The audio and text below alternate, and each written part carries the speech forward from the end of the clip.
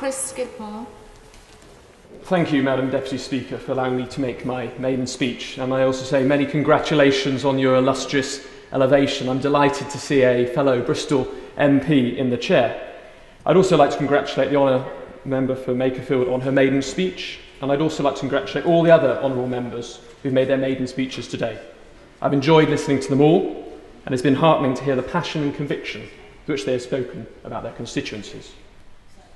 For my own constituency, it is both an honour and a privilege to stand here as the new Member of Parliament for Kingswood.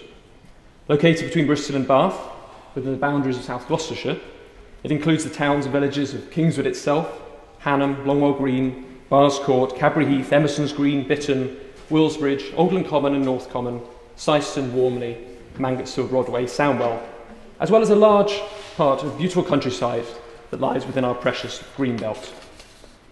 It is a great place to live, and as the new member, I hope that I can play my part in making it an even better place to live and work.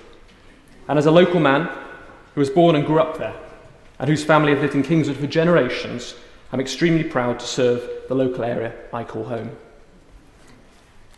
Since the creation of the constituency in 1974, Kingswood has been fortunate to be served by some excellent members of Parliament, whom many of the House will probably remember, including Terry Walker, Jack Aspinall, Rob Hayward, and my immediate predecessor, Dr. Roger Berry. They've all left behind a record of public service and civic duty that will be hard to emulate. Roger Berry is perhaps best known in the House for his tireless efforts to champion the rights of the disabled and the most vulnerable in society, for which I pay him credit and hope to continue his hard work. Like many of our neighbourhoods and towns, Kingswood has a rich tapestry of history. The town first came into prominence in the late 17th century through coal mining. But Kingswood's reputation was first founded on its people, the colliers who mined those deep seams underground.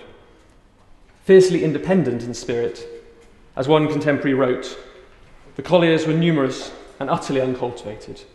They had no place of worship, few ventured to walk even in their neighbourhood, and when provoked, they were the terror of Bristol. It was into this lawless land that the preacher George Whitfield chose to venture. With no church nearby, Whitfield's choice of venue was simply to preach beneath the open skies. On a clear night, if one looks out across the horizon of Kingswood, one can see the very spot he chose, Hanham Mount, for it is marked out by a green light of a beacon shining out from one of the highest parts of the constituency. Beneath this beacon is a memorial, a grassy area with a large paved cross, beyond which a gorse-covered bank leads up to a stone platform with a wooden replica of a pulpit. It was here that Whitfield first preached on the 17th of February, 1739. He was afflicted by a squint so severe that no one knew exactly where he was looking, yet he began to draw vast outdoor crowds who never took their eyes off him. Benjamin Franklin, who later heard him preach many times in Pennsylvania, declared he had a voice like an organ. At first, the local miners mocked his temerity, but Whitfield's persistence paid off. The numbers attending his sermons grew steadily from a few hundreds to nearly 20,000, and Whitfield himself noticed the effect he had begun to have on them, not least in the white tracks appearing on their black faces, black from coal dust, formed from the tears streaming down their faces. Shortly afterwards, Whitfield was called away to other duties. He sent for his friend John Wesley to fill the gap. Wesley later described his initial reluctance to participate in preaching outside, away from the sanctity of a church. I could scarce reconcile myself to this strange way of preaching, he wrote. I should have thought the saving of souls was a sin if it had not been done in a church. Yet Wesley cast aside his hesitations and discovered his own revelation that there was no better place to reach out directly to the communities around. We sit here now very much in our own place of worship, cloistered away from the outside world. We talk to ourselves, quoting statistics and observing our customs. Yet often, like Wesley, we seem hesitant to reach out into the local communities and neighbourhoods that matter, to understand the language that ordinary people speak. As a new Parliament, we have the opportunity to make ourselves relevant, to restore people's faith in us, and to create a new relationship with those who need our help, one that looks outwards rather than inwards. Over the past few days, I've sat here through many speeches.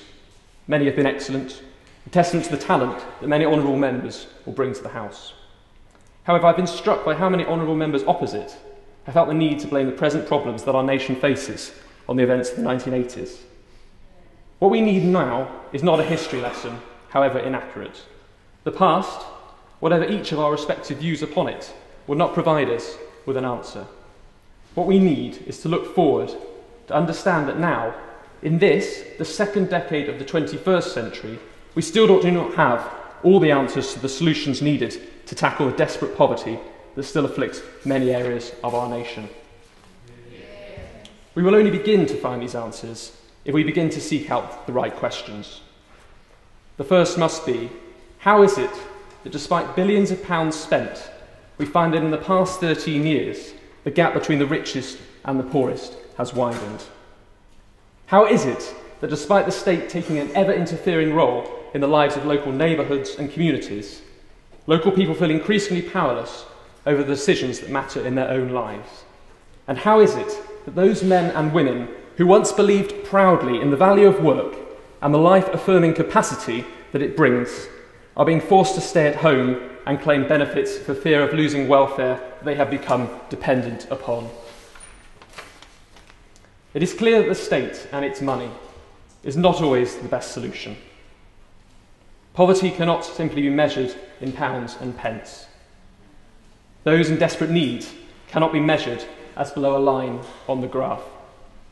They each have their own individual problems and concerns that cannot be met unless we ourselves, in the traditions of Whitefield and Wesley, reach out beyond our confines and not just listen, but hear what they have to say. I do not have an answer to the complex problems that I know the Right Honourable Member for Birkenhead will attempt to tackle. I merely know that the direction of the previous government has taken us has not worked. On this note, it is perhaps best to recall the words of advice given by George Whitefield in one of his sermons. Press forward, do not stop, do not linger in your journey, but strive for the mark set before you. Indeed, we must press forward and not look back. The mark set before us may seem a difficult one, but it is one, for the sake of all our constituents and this nation, we must now strive for.